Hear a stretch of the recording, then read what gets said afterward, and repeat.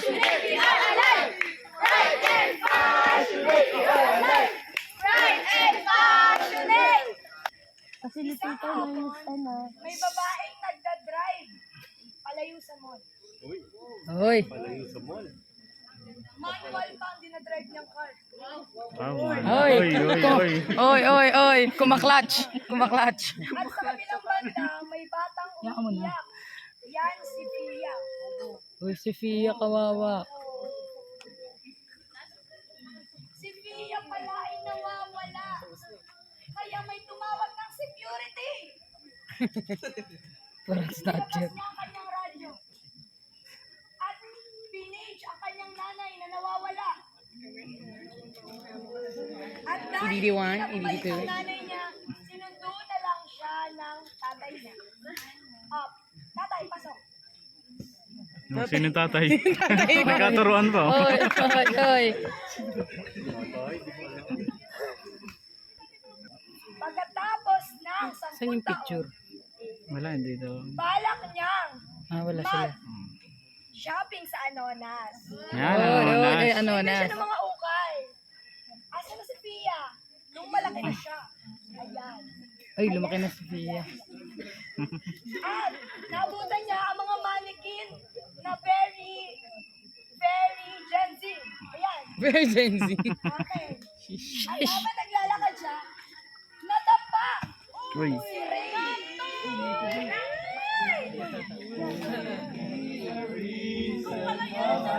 Uy, bago to. May music video. May love story. Uy, attend ka.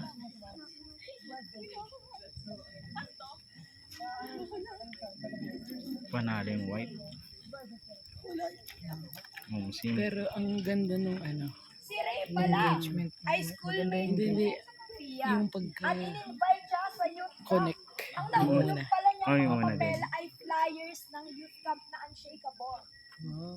Kaya umalis na sila. At binigay na niya isang flyers kay Pia. Pinag-iisipan ni Pia kung sasama ba siya sa youth camp dahil never niya naranasan sumama doon. At hindi naman siya fan ng Lord. Sorry. Okay. Lord kasi. At dahil doon, napag-isipan niyang sumama dahil napilit siya ni Ray. Nagtinda sila ng Graham Balls Oy. para may pang-camp siya. At Oy. inisponsoran siya ng nanay ni Ray. Oy. Sino? Kaya ayan, papasok na sila ang mga campers sa Unshakable Youth Camp. Let's go!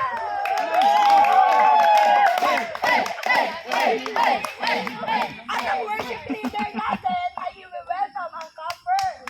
So ayun, campers, ready na ba kayo? Yes!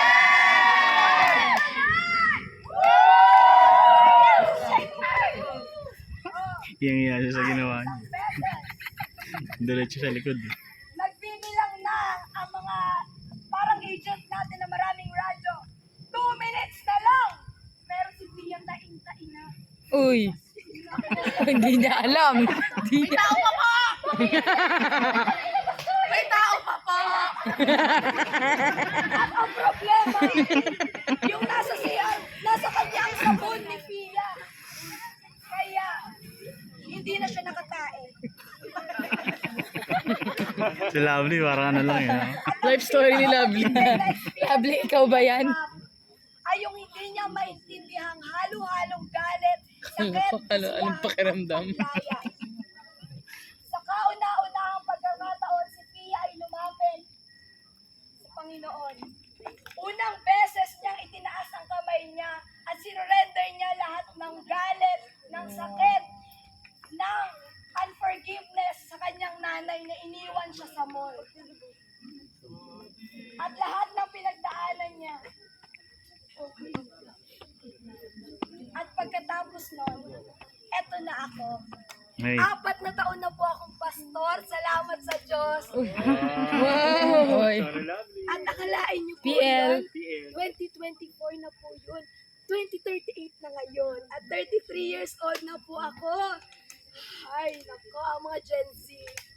Pero ngayon ay mga KC.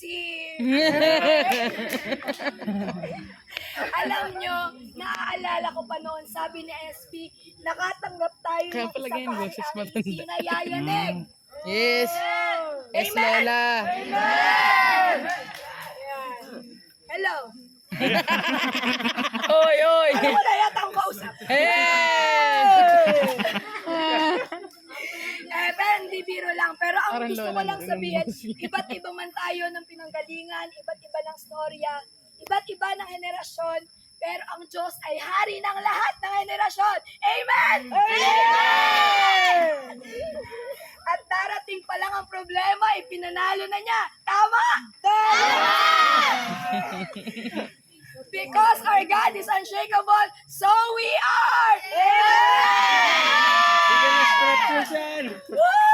At doon po nagtatapos ang Dalang-dala.